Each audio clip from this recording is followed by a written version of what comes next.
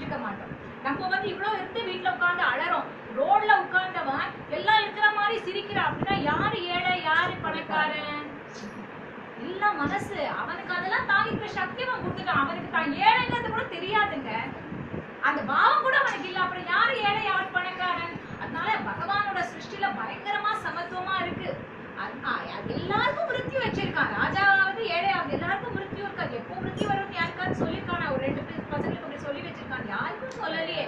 அதனால பகவானோட சிருஷ்டியில அந்த சமத்துவத்தை நினைச்சு பார்த்து நீ எனக்கு இருக்கேப்பா இருக்கே. அண்ணா பகவான் ஏகாதச ஸ்கந்தத்துல சொல்றான், யாரும் ஒரு ஜீவன் என்ன சரணாகதியாய் சர்வதர்மான் பரித்தியஜ்யன்னு சொல்றதோ அந்த ஜீவனுக்கு ஒரே வாட்டியா நான் 3 விஷயத்தை தரேங்கிறான் பகவான். என்னன்னா, நான் உன் கூடயே இருந்துட்டு இருக்கேங்கிற அனுபவத்தை தரேங்கிறான். அதை விட ஜாஸ்தி என்ன, ஒரு நிமிஷமும் நான் கூட இருந்துட்டு இருக்கேங்கிற அனுபவத்தை தரான். உனக்கு வைராக்கியத்தை கொடுக்குறேன், உனக்கு என்னோட சரணாரவிந்தத்துல அகண்டமான பிரேமையை தரேங்கிறான். நீ பண்ண வேண்டியது ஒரே வேலை சரணாகதி. நம்ம பண்ற வேலை என்ன, வெறும் சாப்பிடுறோம். ஆனா அந்த உள்ள போற சாப்பாடு 3 வேலை பண்றது. நம்மளுக்கு வேண்டிய அந்த சக்தியை கொடுக்கறது, நம்மளோட பசியை போக்குறது, வேண்டிய சக்தி கொடுக்கறது, அதுல இருக்கிற அந்த சூக்ஷ்ம விஷயம் நம்மளுக்கு புத்தியை கொடுக்கறது. அதனால நம்ம சாப்பிடுற சாப்பாடு பிரசாதமா இருக்கணும்.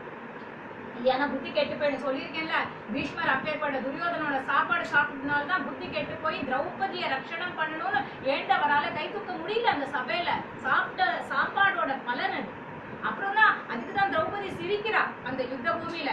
அன்னைக்கு நீங்க அவ்வளவு இன்னைக்கு இவ்வளவு விஷ்ணு சஹஸ்ர நாமத்தையே சொல்லிட்டு இருக்கேன், அன்னைக்கு உங்க புத்தி எங்க போச்சு? என்னை ரட்சிக்க நீங்க வரலையே. அப்பேற்பட்டவரா இருந்து குடும்பத்துல பெரியவரா. அப்போ அவர் சொல்றாரு, அன்னைக்கு சாப்பிட்ட சாப்பாடு துரியோதனோட சாப்பாடுப்பா, அதனால என்னோட அந்த ரத்தம் எல்லாம் அந்த மாதிரி இடிச்சு எனக்கு நல்ல புத்தி வரல, புத்தி போயிடுது. ஆனா எனக்கு அந்த ரத்தம் எல்லாம் அந்த பூமியில கிருஷ்ண பானத்தை வாங்கி வாங்கி போயிட்டு இன்னைக்கு என்னோட ஸ்வயம் நிலையில இருக்கிறேன், என்னோட ஸ்வயம் புத்தி வந்திருக்கு. அதனால சஹஸ்ரநாமம் சொல்ற தகுதி எனக்கு வந்துருக்கு. அதனால சாப்பாடு நம்ம இன்னும் சமைக்கும் போது பகவானுக்கு நினைச்சு சாப்பாடுல கூட சாப்பிடும் போது மகாதேவா கோவிந்தா ஜெகநாதா, இன்னும் ஜெகநாதருக்கு ஜெகநாத் புரியில சுவாமிக்கு போகம் கொடுக்கும்போது ஃபுல் உலகத்துக்கு சாப்பாடு கிடைக்கும்.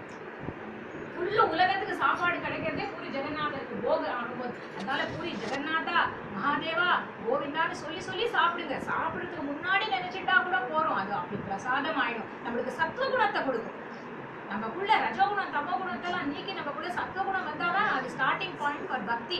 அதனால நம்மளையே நம்ம சுத்தமாக்கிட்டு எப்பவுமே ராமாயணம் அதனால இந்த 9 நாள் ராமருக்கு ரொம்ப தகுந்த நாள். ராமர் பட்டாபிஷேகம் எது உங்களுக்கு தெரியுமோ பண்ணுங்க.